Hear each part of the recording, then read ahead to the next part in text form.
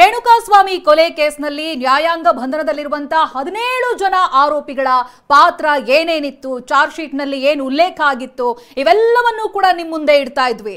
ಇದೀಗ ನೀವು ದೃಶ್ಯದಲ್ಲಿ ಗಮನಿಸಬಹುದು ಯಾವ ಡೀಟೇಲ್ಸ್ ಗಳನ್ನ ಕೊಟ್ಟಿದ್ದಾರೆ ಅಂತ, ಅವರ ಹೆಸರಾಗಿರಬಹುದು, ಯಾವ ಪ್ರಕರಣದಲ್ಲಿ ಏನು ಅನ್ನುವಂತ ಡೀಟೇಲ್ಸ್ ಗಳನ್ನ ನೀವು ಗಮನಿಸಬಹುದಾಗಿದೆ. ದರ್ಶನ್ಗೆ ಸಂಬಂಧಪಟ್ಟಂತೆ ಅವರು A2 ಆರೋಪಿ ಈ ಒಂದು ಪ್ರಕರಣದಲ್ಲಿ, ರೇಣುಕಾಸ್ವಾಮಿ ಕೊಲೆ ಪ್ರಕರಣದಲ್ಲಿ, ಹಾಗೆ ಅವರ ಅಲಿಯಾಸ್ ಹೆಸರುಗಳು ಏನಿದ್ದಾವೆ ಇವೆಲ್ಲವನ್ನೂ ಕೂಡ ಅಲ್ಲಿ ಉಲ್ಲೇಖ ಮಾಡಲಾಗಿದೆ. ಜೊತೆಗೆ ಪವಿತ್ರ ಗೌಡರ ಫ್ರಂಟ್ ಫೋಟೋ ಆಗಿರಬಹುದು ಅಥವಾ ಕ್ರಾಸ್ ಆಂಗಲ್ ಫೋಟೋಗಳು ಇವೆಲ್ಲವನ್ನೂ ಕೂಡ ಅಟ್ಯಾಚ್ ಮಾಡಿದರೆ ಒಂದು ಪ್ರಕ್ರಿಯೆ ರೀತಿಯಲ್ಲಿ ಹೋಗುತ್ತೆ.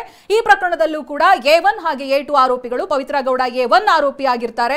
ಇನ್ನು ಎಕ್ಸ್ಕ್ಲೂಸಿವ್ ಫೋಟೋ, ಕೆಲವೊಂದು CCTVಯ ಫೋಟೋಗಳನ್ನ ನೀವು ನೋಡಬಹುದಾಗಿದೆ. ಅವತ್ತಿನ ದಿನ ಚಲನವಲನ ಯಾವ ರೀತಿಯಾಗಿತ್ತು, ಎಲ್ಲೆಲ್ಲಿಗೆ ಹೋಗಿದ್ರು, ಎಲ್ಲಿ ನಿಂತಿದ್ರು, ಏನನ್ನಾದ್ರೂ ಪರ್ಚೇಸ್ ಮಾಡಿರುವಂತದ್ದು ಅವೆಲ್ಲವೂ ಕೂಡ ಇದೆ. ಜೊತೆಗೆ ಪವನ್ನ ದೃಶ್ಯಗಳನ್ನ ನೀವು ನೋಡಬಹುದು. ಇಲ್ಲಿ ಚಾರ್ಜ್ ಶೀಟ್ ನಲ್ಲಿ ಹಾಕಿರುವಂತಹ ಫೋಟೋಗಳು, ಅಟ್ಯಾಚ್ ಮಾಡಿರುವಂತಹ ಫೋಟೋ, ಅಂದ್ರೆ ಇವ್ರ ಮೂವ್ಮೆಂಟ್ಸ್ ಎಲ್ಲೆಲ್ಲಿ ಏನೇನಿತ್ತು ಅನ್ನೋದಾಗಿ. ಸೊ ಆ ಶೆಡ್ಗೆ ಹೋಗುವಂತ ಸಂದರ್ಭದ ಫೋಟೋಗಳಾಗಿರ್ಬೋದು, ಶೆಡ್ ನಲ್ಲಿ ಇದ್ದಂತ ಫೋಟೋಗಳಾಗಿರ್ಬೋದು, 4:50 ಸಂದರ್ಭದಲ್ಲಿ ಪವಿತ್ರ ಗೌಡ ಮನೆ ಬಿಟ್ಟಂತ ಸಂದರ್ಭ, ದರ್ಶನ್ ಅಂಡ್ ಟೀಮ್ ಆಕೆಯನ್ನ ಪಿಕ್ ಮಾಡೋದಕ್ಕಲ್ಲಿ ಬಂದಿರ್ತಾರೆ. ಆ ಟೈಮ್ ನ ಕೆಲ CCTV ಫುಟೇಜ್ಗಳು, ಸೊ ಈ ತರ ಅಂತ ಕೆಲ ಫೋಟೋಸ್ಗಳು ಚಾರ್ಜ್ ಶೀಟ್ ನಲ್ಲಿ ಬಹಳಷ್ಟು ಉಲ್ಲೇಖಿಸಲಾಗಿದೆ. ಅಟ್ ದ ಸೇಮ್ ಟೈಮ್ ಅದೇ ಸಂಬಂಧಪಟ್ಟಾಗಿನ ವಿಡಿಯೋಗಳನ್ನು ಕೂಡ ಜಡ್ಜ್ಗೆ ಅದನ್ನ ಸಪರೇಟ್ ಆಗಿ ಒಂದು ಹಾರ್ಡ್ ಡಿಸ್ಕ್ ನಲ್ಲಿ ಡಿಜಿಟಲ್ ಎವಿಡೆನ್ಸ್ ಅಂತ ಅದನ್ನ ಪರಿಗಣಿಸಲಾಗುತ್ತೆ. ಟೆಕ್ನಿಕಲ್ ಎವಿಡೆನ್ಸ್ ರೂಪದಲ್ಲಿ ಅದನ್ನ ನೀಡುವಂತ ಕಾರ್ಯ ಕೂಡ ಆಗಿದೆ.